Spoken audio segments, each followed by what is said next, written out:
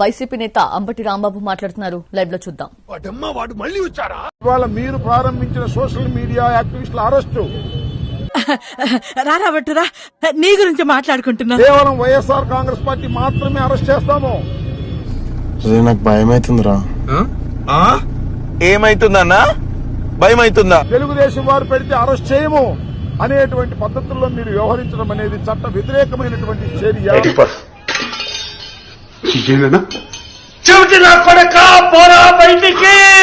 కాబట్టి దీని ఇలా మూగవడానికి వీల్లేదు.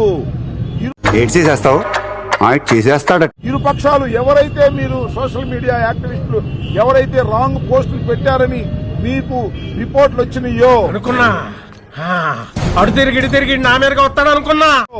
పార్టీలకు అతీతంగా వాటిని రిజిస్టర్ చేసి యాక్షన్ తీసుకోవాలి. మధ్యలో నీ కెప్టెన్సీ ఏంట్రా? వెళ్ళకోకుండా కేవలం మేము ఇచ్చిన కంప్లైంట్లను చెత్తబుట్టలో వేయటం అనేది సమంజసం కాదని ఎంత ఘోరం జరిగిపోయిందిరా. పోలీసు వారికి, పోలీసు యంత్రాంగానికి, పోలీసు ఉన్నతాధికారులకి మీ ద్వారా మరొకసారి విజ్ఞప్తి చేస్తున్నాను.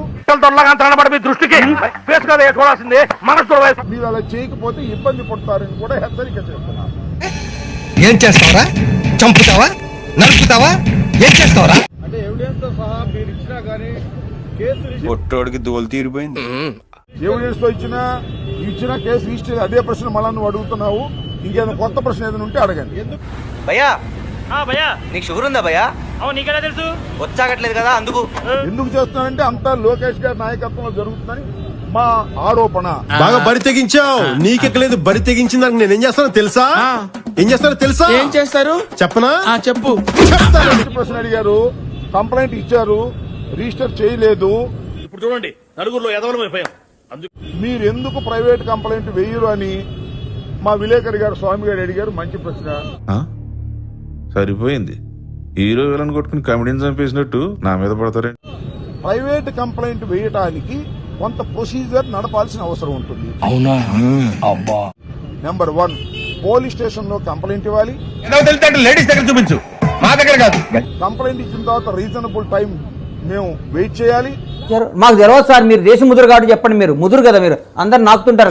ఆ రీజనబుల్ టైం వెయిట్ చేసిన తర్వాత పోలీసు ఉన్నతాధికారులకు మళ్ళా రాతపత్రంగా ఇవ్వాలి. తీసేస్తాను ఎద్దవ్వా.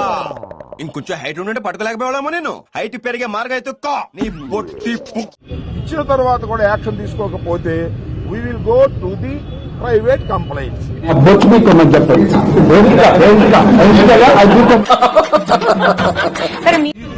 ఈ కేసుల మీద పోలీస్ స్టేషన్ కు వెళ్లాం గానీ డీజీపీ గారిని ఈ కేసుల మీద కలవలేదు. మిషన్ నడుస్తుంది ఇక్కడ. ప్రజలారా నమస్కారం. రాష్ట్రంలో మా అన్న జగనన్న అధికారంలో ఉన్నప్పుడు ఏ విధంగా మహిళల మీద ఏం చేశాడు, ఇప్పుడు నువ్వు ఏమన్నా విధంగా డిజిటల్ మీడియాలో అదే సోషల్ మీడియాలో ఏ విధంగా అసభ్యకరంగా మాట్లాడించినారు అందరికి తెలుసు. నా కొడుకు వచ్చినప్పటి నుంచి నాకు దరిద్రం చుట్టుకుని అదే విధంగా నిన్న శర్మిల గారు ప్రెస్ మీట్ పెట్టి ఏ విధంగా నా అన్న జగనన్న కమ్ములు పత్రబాబు చెప్పకో సొంత చెల్లెల మీద ఏ విధంగా అసభ్యకరమైనటువంటి పోస్టులు, అసభ్యకరమైనటువంటి మాటలు మాట్లాడించినాడు అనే దాని మీద నిన్న శర్మిల గారు అయితే ఒక ప్రెస్ మీట్ పెట్టి కూడా చెప్పింది. అదాని ఒక్క డీల్ తోనే 1750 కోట్ల రూపాయలు. అదానితో ఒక్క డీల్ తోనే కేవలం 1750 కోట్లు అంటే అదేం పెద్ద ఇదేం కాదు. ఈ మాత్రం దానికి ఇంత షాక్ అవుతాడేంట్రా? ఇలాంటివి మా దగ్గర చాలా ఉన్నాయి. నా గురించి చెప్పలేదా బాబుకి? అది చల్లరే.